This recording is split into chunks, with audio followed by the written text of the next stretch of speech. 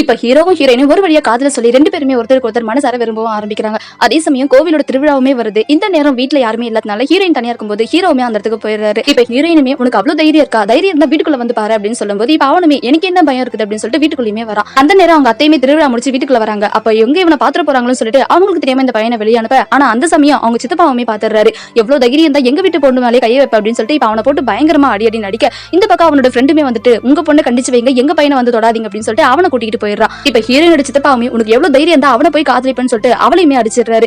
இப்ப ஹீரோனோட சித்தப்பாவுமே அந்த பையனோட வீட்டுக்குமே போயிட்டு உங்க வீட்லயே ஒரு பொண்ணு இருக்குதுன்றத மறந்துடாதீங்க, இதுக்கப்புறம் உங்க பையன் என்னோட பொண்ணு பின்னாடி வந்து சுத்தனா அப்படின்னா அவனுக்கு என்ன நடக்குனே தெரியாது, அது மட்டும் இல்லாம உங்க பொண்ணுக்கும் என்ன நடக்குனே தெரியாது அப்படின்ற மாதிரி அவங்கள மிரட்டிட்டும் போயிடுறான். இப்ப மறுநாள் ஹீரோவுமே வீட்டுக்குள்ள வருவான். ஹீரோவை பார்த்த உடனே எதுக்காக இப்படி பண்ணிக்கிட்டு இருக்க, அந்த பொண்ணு பின்னாடி ஏன் சுத்துற, இதுக்கப்புறம் நாங்களா அந்த பொண்ணான்ற போது நாங்க மட்டும் தான் இருக்கணும், அந்த பொண்ணை பத்தி நீ இதுக்கப்புறம் பேசவே கூடாதுன்னு சொல்லும்போது எனக்கு அவளை ரொம்ப பிடிக்குமா, எனக்கு அவளை ரொம்ப பிடிச்சிருக்கு, அவளை எப்படியாச்சும் கல்யாணம் பண்ணணும்னு நினைக்கிறேன் அப்படின்னு சொல்லும்போது அப்ப அவதான் முக்கியம், நாங்க எதுக்கு அப்படின்னு சொல்லிட்டு அவங்க அம்மா கிருஷ்ணால எடுத்து ஊத்திக்க, அந்த நேரம் இவனுமே சரிமா நீ சொல்ற மாதிரி நான் அந்த பொண்ணை பார்க்கவே இல்லை, தயவு செஞ்சு இந்த மாதிரி பண்ணாதீங்க அப்படின்னு சொல்லிடுறாங்க.